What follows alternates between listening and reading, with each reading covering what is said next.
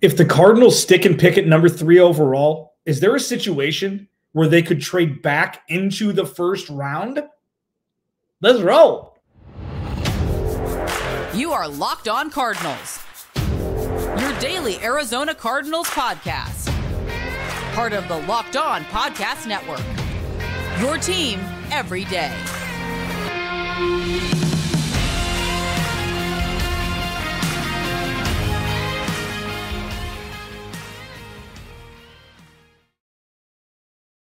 Welcome in, Locked On Cardinals. Alex Clancy here. Follow me on Twitter at Clancy's Corner. Follow the podcast at Locked On AZ Cards. I'm in a weird mood today. Thanks for making Locked On Cardinals your first listen each and every day, free and available on all platforms. This episode of Locked On Cardinals is brought to you by FanDuel Sportsbook, official sportsbook of the NFL. Make every moment more. Visit FanDuel.com/LockedOn today to get started. We're in a holding pattern. We don't know what's going to happen. There are more and more teams linked to the number 3 overall pick, which is good for business. The Arizona Cardinals are getting new uniforms. Cool. I'll reserve judgment until I see them. I'm sure they're going to be an upgrade from what they are now. Let's TBD that. I'm not going to do a podcast where I break down a color palette like I'm Bob Ross. Ain't gonna happen. But it's going to be fun when they're unlocked out of the briefcase that's in the Sonoran Desert somewhere. If you follow the Arizona Cardinals Twitter page, you would have seen the hype video for the soon-to-be new uniforms the Arizona Cardinals are going to unveil. Should the Cardinals, if they stay at 3 overall and pick, find themselves in a position to trade back into the first round, even if they move back and trade back into the first round.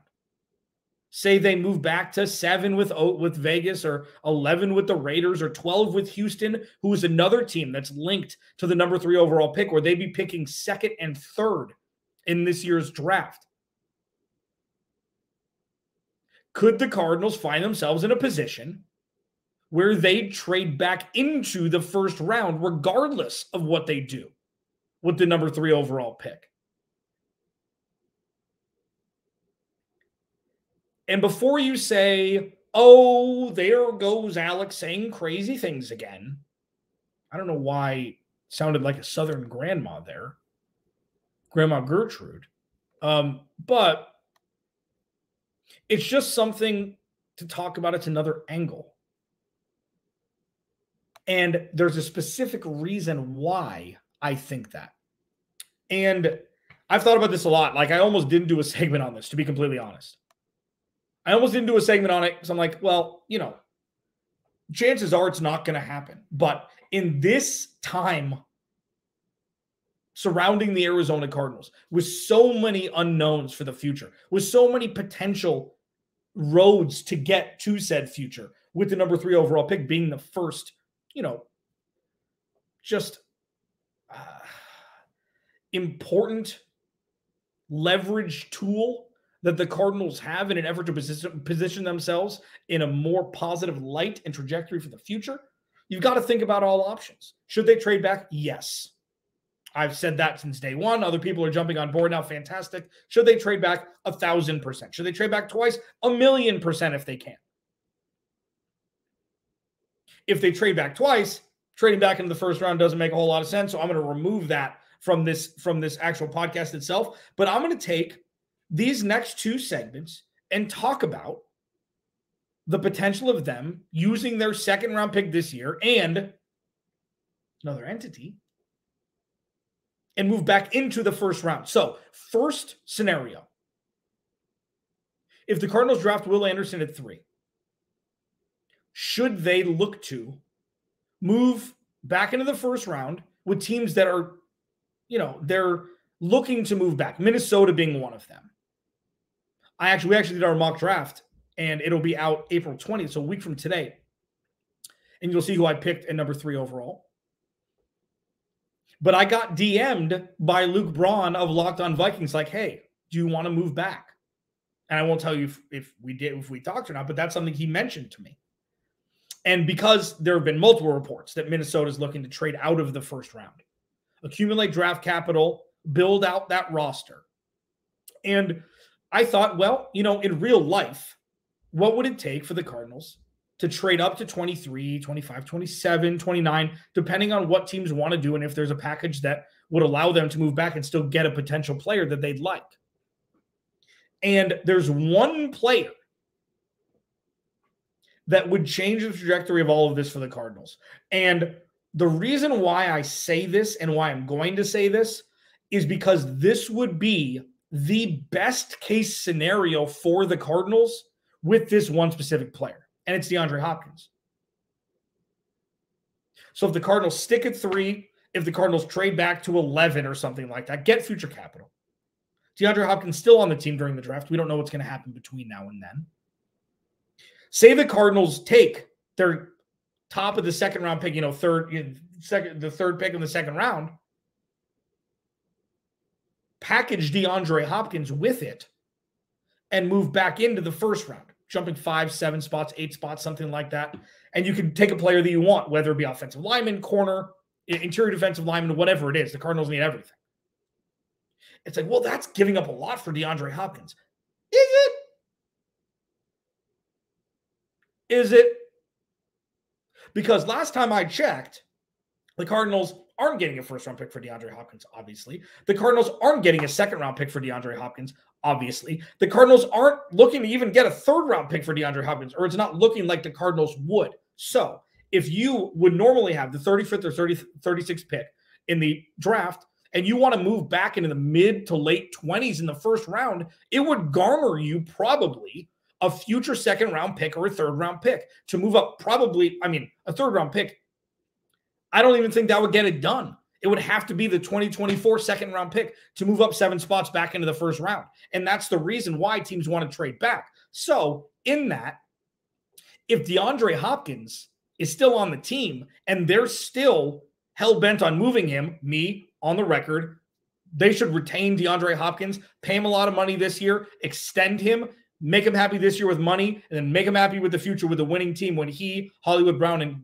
Kyler Murray can all be on the same field together. Still in that camp. I don't think they should move him. But I'm kind of resigned to the fate that they will. So if the Cardinals drafted 3 or trade back to like 7 or 11 and they get future capital, it makes this year's second-round pick kind of expendable, kind of disposable. Disposable. Got there. And then with DeAndre Hopkins, even though they shouldn't move him, again, just for the record, they should not trade him. But even so, they say they want to move back in the first round and maybe grab somebody that they didn't think would drop, that they don't want to wait to see if 7 other teams between that pick and the Cardinals pick in the second round are going to take him. Why not take your second-round pick, take DeAndre Hopkins, and move back into the first round? And trade that player, or trade with that team, DeAndre Hopkins, in a second-round pick, and you nab another first-rounder. While it's cosmetic and logistical, and it's very, very fragile with what the Cardinals should be doing with their draft capital, if they don't get a haul or trade back twice from 3, and there are between, say they trade back with Tennessee, or they trade back with Houston, and there are 23, 21, 22 picks between that pick and the Cardinals' second-round pick, and they want to package DeAndre Hopkins and move back into the first round, DeAndre Hopkins plus second-rounder will get them that mid-20s pick in the first round, and they can go get somebody they want instead of waiting and hoping that that player is going to be there. What will that look like if they stick and pick at 3? What will that look like if they trade back to 7 or 11? I'm going to break that down next as I continue here on Locked On Cardinals to make you think. I continue here on Locked On Cardinals to just, I want to be prepared for everything. And I want to inform you what other things to be prepared for, because we have, regardless of what Mel Kiper, Todd McShay, or any mock drafter at any level will tell you that the best course of action is for the Cardinals, The only people who know what's in the best course of action for the Cardinals is the newly appointed GM and head coach. And nobody knows what this next iteration of the Arizona Cardinals is going to look like. So that's why being prepared for everything is more than important. Locked On Cardinals, your team every day. Something else that's more than important is finding things that taste good, that are healthy, and don't have a whole lot of fat. And I'll tell you what. Built Bar is that snack, food, bar, whatever you want to call it. If you're looking for a delicious snack but don't want all the calories and sugar, then you need to be ingesting the best tasting protein bar ever, Built. You got to try this, okay? If you're like me and you want to make healthier snack choices, but you don't want to compromise on taste, I've got something for you. Built Bars and Built Puffs. Built Bars are healthy and taste amazing. Seriously, they taste so amazing, you won't think that they're good for you. You got to try it. And what makes Built Bars so good? Well, for starters, they're all covered in 100% real chocolate. They come in unbelievable flavors like churro, peanut butter, brownie, and cookies and cream. I've tried all of them. They're incredible. I'm not sure how Built does it, but these bars taste like a candy bar while maintaining amazing macros. And what's even better is that they're healthy. Only 130 calories, 7 grams of sugar, and a whopping 17 grams of protein. And now you don't need to wait to get a box. For years, we've been talking about ordering Built Bars at Built.com, but now you can get them at local Walmart or Sam's Club, while you can still get your specialty flavors at Built.com. That's right. Head to the nearest Walmart today, walk into the pharmacy section, and grab yourself a box of Built Bars. You can get a 4-bar box of cookies and cream, double chocolate, or coconut puff. If you're close to Sam's Club, run in and grab a 13-bar box with our hit flavors, brownie batter puff, which is absolutely insane, and churro puff. You can thank me later.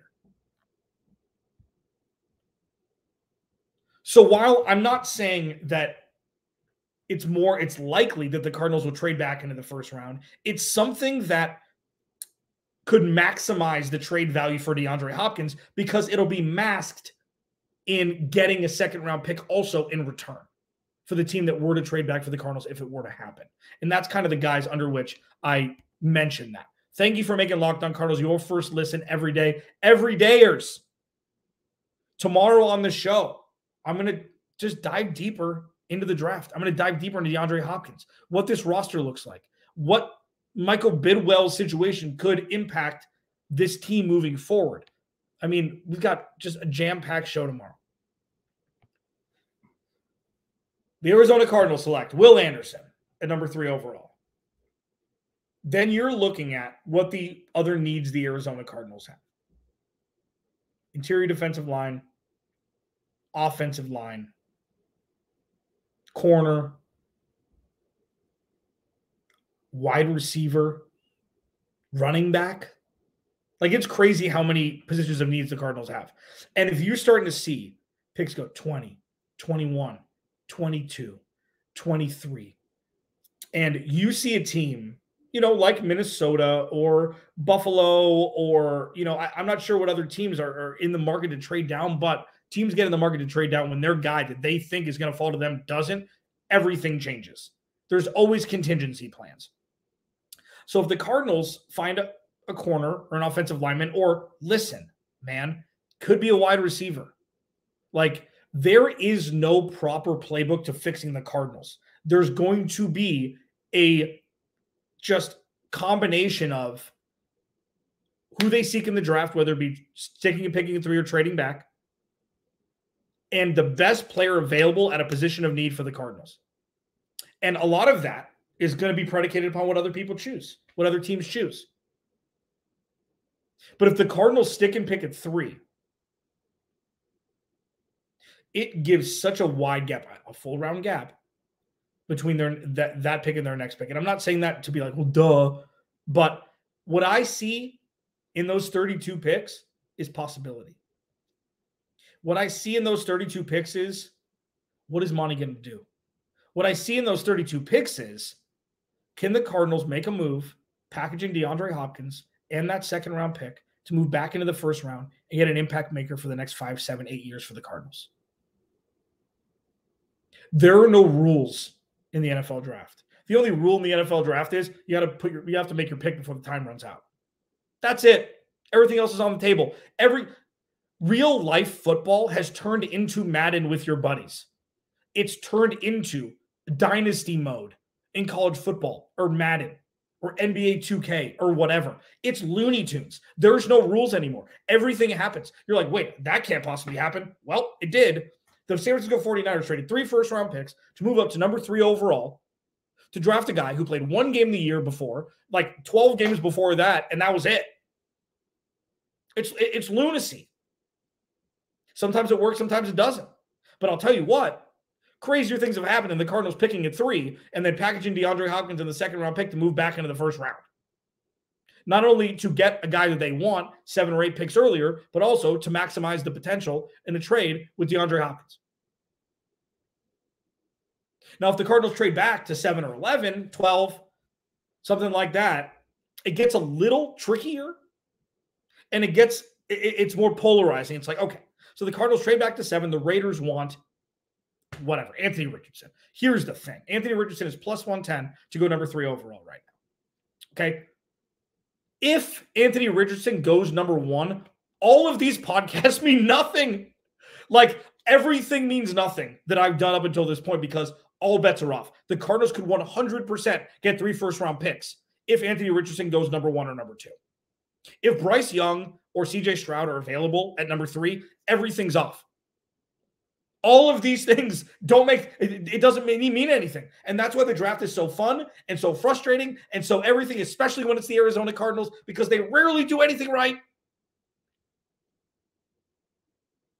But if, say the Raiders want Anthony Richardson at 3, and they offer a first next year and a third this year, something like that, and the Cardinals, accept it. They trade back to 7. Okay. Them having an extra first-round pick next year makes it all the more reason why they can get Silly Pants USA in 2023. They're already locked up. They've got an extra pick in the first round on top of the bevy of other picks that they have. So if the Cardinals, with the second-round pick and DeAndre Hopkins, want to move back and take Minnesota up on their offer, or, another team, I don't know the draft order on the back end, it doesn't really matter because, again, things change on draft day. Like, everybody's got a plan until you get punched in the mouth, Mike Tyson.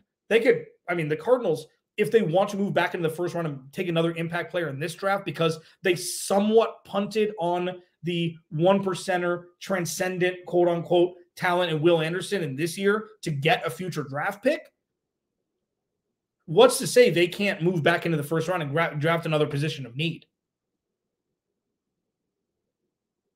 with an extra first-round pick in the bag? So when I ask the question to myself, because I host this podcast alone, and I love it, what if they trade back to 11 or 12? That would probably garner 3 first-round picks in the future, both of which would be for teams who are going to be bad for a while. Now, Houston has a way better trajectory than Tennessee, but those picks are going to be massive for the Cardinals' building of this organization for the future, or be used as pieces to accumulate veteran top-tier talent. Then, does it get stickier? Or does it make it more likely that they would trade back into the first round? Because now they have all the draft stock. Because DeAndre Hopkins moved back in, draft an offensive lineman, draft a wide receiver. Hell, you could draft a mascot. Who gives a rip? They're going to have so much draft capital for the future. If they trade back to 11 or 12, they can do whatever the hell they want in this draft. So, the last 20 minutes of habit. Well, I haven't called this radio in a long time. We're 12 years in sports radio. I don't know if I've ever called this podcast radio. The Cardinals should 100% have on the table trading back into the first round with their second round pick, packaging with DeAndre Hopkins if he's still a part of the team come draft day. I've come into contact with the crown jewel of mock drafts, and I am fascinated and excited to share it with you. That's next. Locked on Cardinals, your team every day.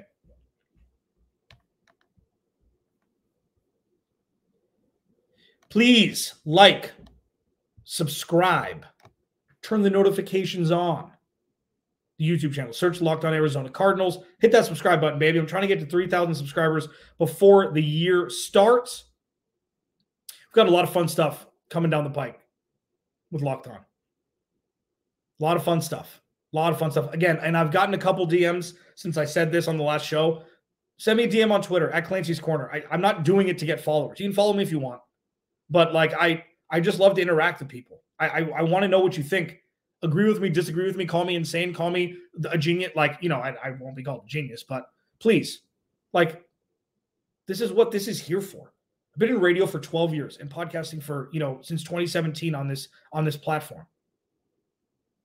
I want to engage as much as I can. That's what makes this fun. I love talking sports, obviously, but it's what personalizes your experience with me. I love interacting. So please feel free to reach out to me.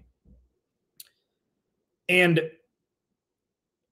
please feel free to keep that brain of yours malleable and flexible to possibilities of what could happen with the Arizona Cardinals come the 2023 NFL draft. And that's why I wanted to take 2 segments to dedicate them to the Cardinals potentially trading back into the first round, because it's a viable option. It is. Everything is a viable option with the roster as currently constructed for the Cardinals, and with the influx of negative storylines and stuff surrounding Michael Bidwell, Monty Ossenfort, Jonathan Gannon, pretty much like trying to build this culture on their own, because Michael Bidwell is his worst enemy. And he obviously has been a terrible person to some people. And not diminishing that whatsoever. But, and I said this in the last podcast, and please go listen to it, or on, wherever you get your podcast, or on YouTube, that the issues with Michael Bidwell have no bearing on the win-loss record for the Cardinals, and the win-loss record for the Cardinals has no direct correlative or tangential, correlation to Michael Bidwell's troubles. They're separate entities, even though he owns the team. If the Cardinals go 0-17 or 17-0 the next 2 years, Michael Bidwell is still going to be a jerk. And that may be very, very much an underestimation of what people have experienced working as employees for that company that is the Arizona Cardinals. So all Monty Ossenfort and Jonathan Gannon can do, and the players obviously can do, is control what they can control. And that's change the culture, build a winning roster, and whatever happens with Michael Bidwell happens. He may sign the paychecks,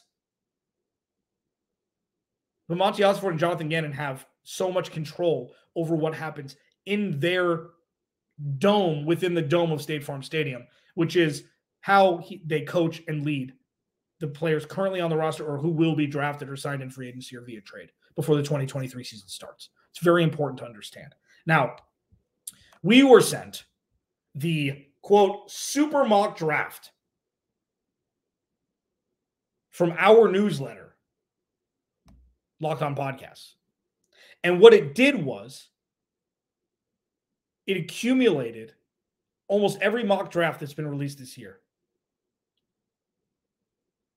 And it put a percentage next to what player each team would draft according to all of the mock drafts, or almost every mock draft. And I want to do this for 2 reasons. One, I'll talk about the Cardinals pick, obviously. And 2, kind of some players that are going in the mid to late 20s that could definitely benefit the Cardinals for this year and the future. So the Cardinals, pretty obvious. Will Anderson, 88% of mock drafts have the Arizona Cardinals taking Will Anderson. Okay, that's fine. The exciting stuff, the interesting stuff, the nerd out stuff for me is what happens after, like 21 or 22. So let's start with 2020. Let's start with 22 with the Ravens. Jordan Addison, wide receiver out of USC, has the highest percentage in mock drafts. Minnesota Vikings, Keely Ringo, cornerback out of Georgia, 6'3", 4.40, 8% chance, or 8% pick. John Michael Schmitz, center out of Minnesota, 25 to the Giants. You see what I'm talking about here? You're getting into this kind of nether region of, well, it's not the top of the first round. It's not the top of the second round, but it's right in the middle. Obviously, come on, duh. But like, it's in that weird spot where gems are found. And if the Cardinals offer DeAndre Hopkins and the second-round pick to the Giants for 25, and they can grab a center for the next decade.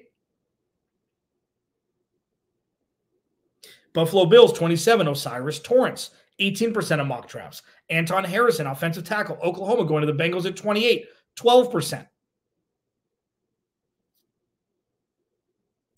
That's why I asked to open up your minds to the potential of the Cardinals moving back into the second round, or into the first round, and packaging DeAndre Hopkins.